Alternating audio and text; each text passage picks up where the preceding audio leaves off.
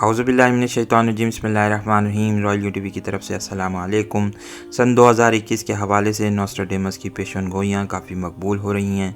दो बड़ी पेशन गोइयाँ जो इस वक्त सामने आई उसके मुतालिक आज की वीडियो में बात करेंगे। आप लोगों से गुजारिश है कि हमारे चैनल को सब्सक्राइब करने के साथ साथ बेल आइकन को भी हिट करें ताकि आप लोगों को हमारी वीडियोज़ के मुतालिक नोटिफिकेशन मिल सके। नॉस्ट्राडेमस फ्रांसीसी राहिब जो कुरून वस्ता के अहद में पैदा हुआ। अमूमी तौर पर यह ख्याल किया जाता है कि ये नॉस्ट्राडेमस की कोई अपनी पेशन गोइयाँ की हैं, लेकिन अगर गहराई में जाकर तज्ज़िया किया जाए तो महसूस ये होता है कि हज़रत दानियाल अलैहिस्सलाम और हज़रत इज़ाकील अलैहिस्सलाम के जो बाइबल में बाब आए हैं, जो अबवाब बांधे गए हैं, उन्हीं से ये लेकर पेशन गोइयाँ की गई हैं। गो के इसमें नॉस्ट्राडेमस की कुछ अपनी भी पेशन गोइयाँ शामिल हैं, लेकिन ज़्यादातर महसूस यही होता है कि इसने बुनियादी तौर पर ये कहा था, वही बातें कही थीं जो कि हज़रत इज़ाकील और हज़रत दानियाल अलैहिस्सलाम ने की हैं। यहाँ ये हम बात आपको बताते चलें कि हज़रत इज़ाकील अलैहिस्सलाम से मुराद हज़रत ज़ुल्किफ़ल अलैहिस्सलाम हैं, जिनका कुरान मजीद में भी एक दफ़ा ज़िक्र आया है। यहाँ दो पेशन गोइयों के हवाले से बात करें, जहाँ ये बात सामने आई कि नॉस्ट्राडेमस ने यह कहा था कि बायोलॉजिकल सोल्जर्स, सुपर सोल्जर्स तैयार किए जाएंगे जिनके अंदर माइक्रोचिप लगाई जाएगी, माइक्रोचिप इम्प्लांट्स लगाए जाएंगे और फिर ये सुपर सोल्जर्स के तौर पर काम करेंगे। ये वही हुक्म सर अंजाम देंगे जिनका इनको कहा जाएगा। बहरहाल इस तरह की बातें सामने आ रही हैं। और फिर एक और बहुत ही बड़ी पेशन गोई जो कही जा रही है, इस वक्त घूम रही है अखबारात में, वो ये है कि बड़े पैमाने पर ज़मीन पर शहाब साकिब गिरेंगे और बहुत ज़्यादा पॉसिबिलिटी ये है कि कोई बड़ा शहाब साकिब गिर सकता है जिससे दुनिया में बड़ी तबाही आ सकती है। ये बात कही जा रही है। अब देखना ये होगा कि किस तरीके से ये बात पूरी होती है। यहाँ आपको ये बात बताते चलें कि सन 2020 के साल में ये बातें बार बार मंजर आम पर आईं, ये ख़बरें मंजर आम पर आईं कि बड़े पैमाने पर एस्टेरॉयड ज़मीन पर गिरने वाले हैं, साथ ही साथ वो करीब से भी गुज़रे हैं। बहरहाल ऐसा नहीं हो सका। आप देखते हैं कि 2021 में क्या सूरत हाल हमारे सामने आती है। यहाँ ये बात बताते चलें कि नॉस्ट्राडेमस की पेशन गोइयाँ हर ज़माने में बड़ी मकबूल होती रही हैं। जहाँ इसने 3 एंटी क्राइस्ट के आने की बात करी। पहले एंटी क्राइस्ट के मुतालिक ये कहा जाता है कि इससे मुराद नपोलियन बोनापार्ट है। दूसरे एंटी क्राइस्ट से मुराद ये ली जाती है कि हिटलर है, क्योंकि इसकी किताबों में एक लफ्ज़ हिस्टर भी इस्तेमाल हुआ जिसमें इसने ये बात कही थी कि एक शख्स जर्मनी से उभरेगा और फिर पुराने झंडे लहराए जाएंगे। और महसूस यही हुआ कि दूसरी जंग अज़ीम के ज़माने में हिटलर ने जिस तरीके से जर्मनी को आगे बढ़ाया, उससे लगता यही है कि इससे मुराद यही थी। बहरहाल इसके हवाले से हम आपको ये बातें भी बताते चलें कि पोप वेटिकन के हवाले से नॉस्ट्राडेमस ने भी बड़ी पेशन गोइयाँ की हैं और इसने कहा है कि तीसरी आलमी जंग के वक्त एक पादरी नमूदार होगा जिसका ताल्लुक़ फ्रांस से होगा। यहाँ आपको बताते चलें, ये बड़ी इंटरेस्टिंग बात है कि आज तक वेटिकन की तारीख़ में फ्रांसीसी जो पोप हैं वो मुंतखब नहीं हुए हैं। फ्रांस से कोई पोप मुंतखब नहीं हुआ है। ज़्यादातर पोप जो हैं वो मुख्तलिफ ममालिक से ताल्लुक़ रखते थे। मौजूदा पोप फ्रांसिस का ताल्लुक़ भी अर्जेंटीना से बताया जाता है। इस हवाले से ये बात हम आपको बताते चलें कि वेटिकन अमूमी तौर पर फ्रांस को ये तसव्वुर करता है कि ये एक लिबरल मुल्क है, यहाँ के लोग इतने ज़्यादा मज़हब पर अमल नहीं करते, इसलिए यहाँ के पादरी को पोप बनाए जाने का कोई हक़ हासिल नहीं है। बहरहाल ये बातें हैं नॉस्ट्राडेमस के हवाले से तमाम की तमाम पेशन गोइयाँ सामने आती हैं। यहाँ भी ये बात की गई है कि नॉस्ट्राडेमस ने भी यही 9/11 के हवाले से भी पेशन गोई की थी, जिसमें ये कहा गया था कि 9/11 का वाक़या पेश आएगा। इसके अलावा पहली और दूसरी जंग अज़ीम के हवाले से भी उसकी पेशन गोइयाँ मकबूल होती रही हैं।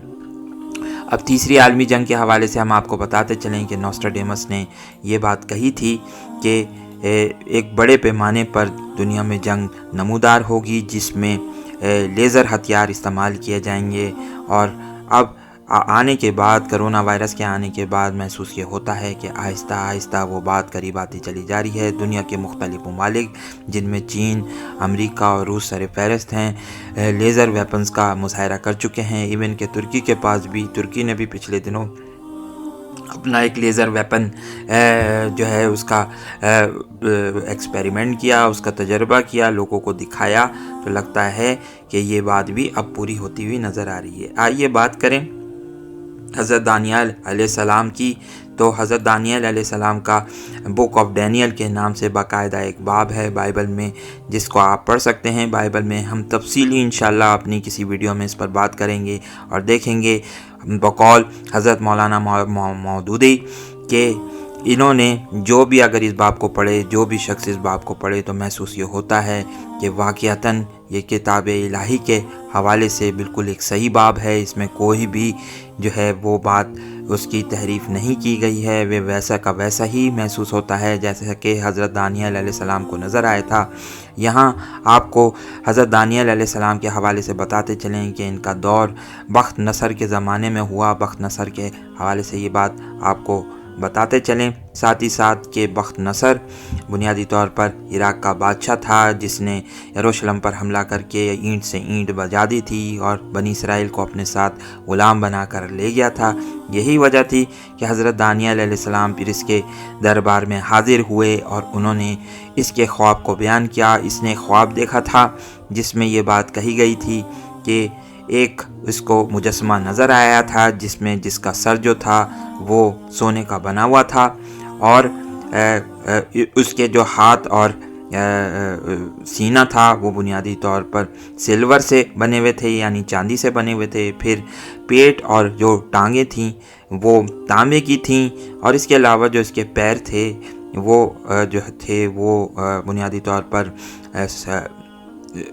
آئرن کے بنے ہوئے تھے، اور جو اس کے فیٹ تھے یعنی پاؤں جو تھے وہ آئرن اور ساتھ ہی ساتھ مٹی کے ساتھ ملے ہوئے تھے، یعنی لوہے اور مٹی کے ساتھ اس کے جو پیر اس کو نظر آئے تھے۔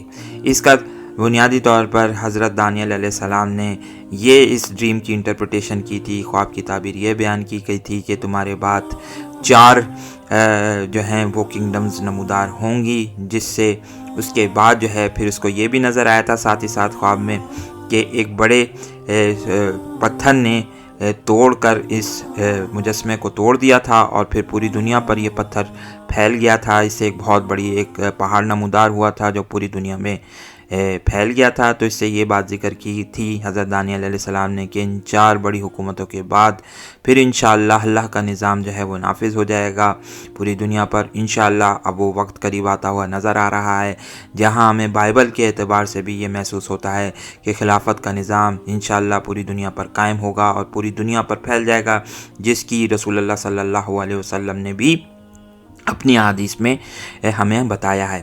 اب اگر ہم بات کریں اس حوالے سے تو بائبل میں جو 4 بڑے ہارسز کا ذکر آتا ہے جو حضرت عزرائیل علیہ السلام یعنی حضرت ذوالکفل علیہ السلام کو نظر آئے تھے، جس سے مراد عمومی طور پر یہ لی جاتی ہے کہ جو پہلا گھوڑا ہے وائٹ ہارس، اس سے مراد دجال ہے، دوسرے سے مراد جو کالا گھوڑا ہے اس سے مراد یہ لی جاتی ہے کہ اس سے مراد جنگ ہے، تیسرے جو لال گھوڑا ہے اس سے مراد جو ہے وہ بھوک مری لی جاتی ہے، اس سے مراد انفیکشس ڈیزیزز بھی لی جاتی ہیں کہ یہ عالمی وبا پھیلے گی آخری زمانے میں، اور چوتھا جو پیل ہارس بتایا جاتا ہے جو پیلے رنگ کا تھوڑا سا ہے، یعنی آپ اس کو کریم کلر بھی کہہ سکتے ہیں اردو میں، تو یہ بنیادی طور پر جو ہے وہ ڈیتھ کا ہارس ہے۔ یعنی یہ 4 ہارسز انہیں نظر آئے تھے، 4 گھوڑے نظر آئے تھے، جس سے مراد یہ لی جاتی ہے کہ قرب قیامت کے نزدیک یہ نمودار ہوں گے، اور محسوس یہ ہوتا ہے کہ کرونا وائرس کے آنے کے بعد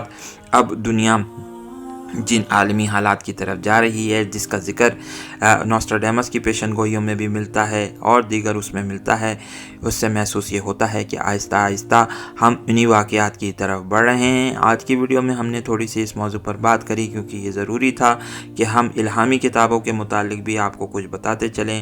آئندہ آنے والی ویڈیوز میں ہم یقینی طور پر مزید ذکر کرتے رہیں گے، بک آف ڈینیل کا ضرور ذکر لائیں گے کیونکہ یہ الہامی کتابوں کے حوالے سے بہت ہی اہم ایک چیپٹر ہے۔ انشاءاللہ ہمیں امید ہے کہ آپ اس موضوع میں بھی دلچسپی لیں گے، جس طریقے سے آپ حضرت امام مہدی علیہ السلام اور قرآن مجید کی آیتوں کے حوالے سے ہم آپ کو بار بار بتا رہے ہیں، احادیث کے روشنی میں ہم آپ کو تفصیلات بتا رہے ہیں۔ انشاءاللہ ہم بک آف ڈینیل کو بھی مزید کھولیں گے، پڑھیں گے اور دیکھیں گے کہ اس میں کیا لکھا ہوا ہے، اور پھر کوشش کر کے آپ کو مزید تشریحات بیان کریں گے، اس پر تفاصیل کے ساتھ جو ہے وہ تبصرہ کرنے کی جسارت کریں گے۔ اس ویڈیو کو لائک کیجئے، شیئر کیجئے، دوستوں کے ساتھ ڈسکس کیجئے۔ بہت بہت شکریہ۔ السلام علیکم اور اللہ حافظ۔